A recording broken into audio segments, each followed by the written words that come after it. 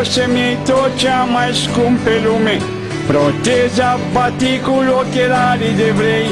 Poți să-mi iei pisica sau țuica de prune, să mă las să beau doar ceaiul de tei, dar să nu-mi niciodată pensia,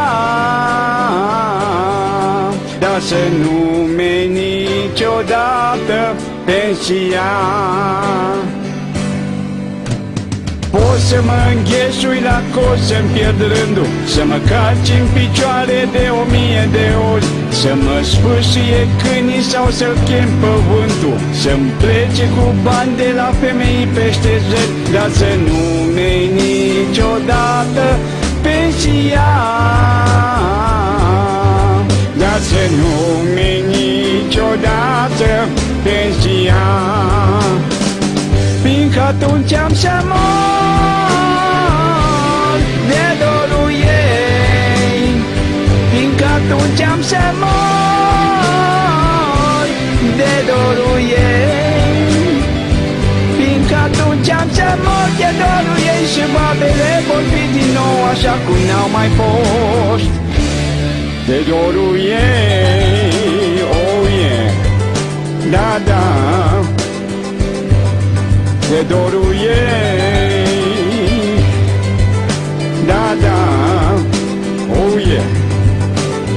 Poți să-mi torni vin într-un pahar cu apă, să mă îmbeci și să faci cu mine ce vrei, să sper că-mi cer mâna, dar tu să-mi dai ceapă, să mă duci la azil ca pe alte femei, dar să nu-mi niciodată pensia, dar să nu-mi niciodată pensia. Fiindcă atunci am să mor de dorul ei, fiindcă atunci am să mor de dorul ei,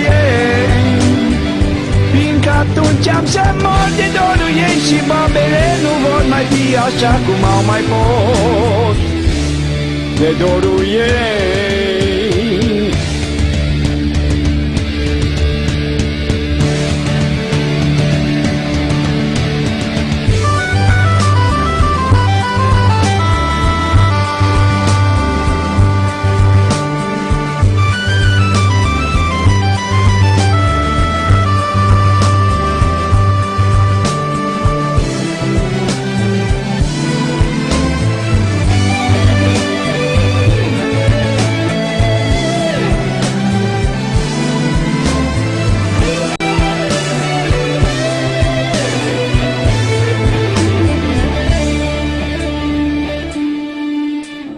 Poți să-mi pui pe cap un ananas ca de diu și să încerci cu săbin direct să mi-l tai.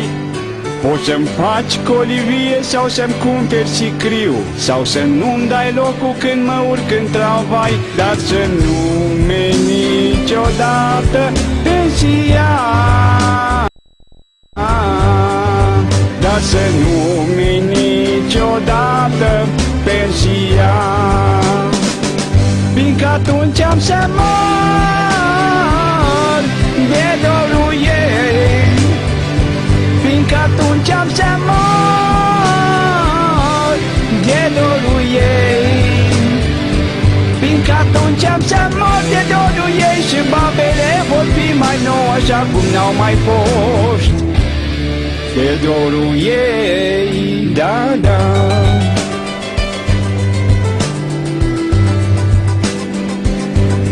De dorul ei,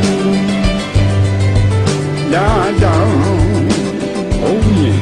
Păi, dă mai pe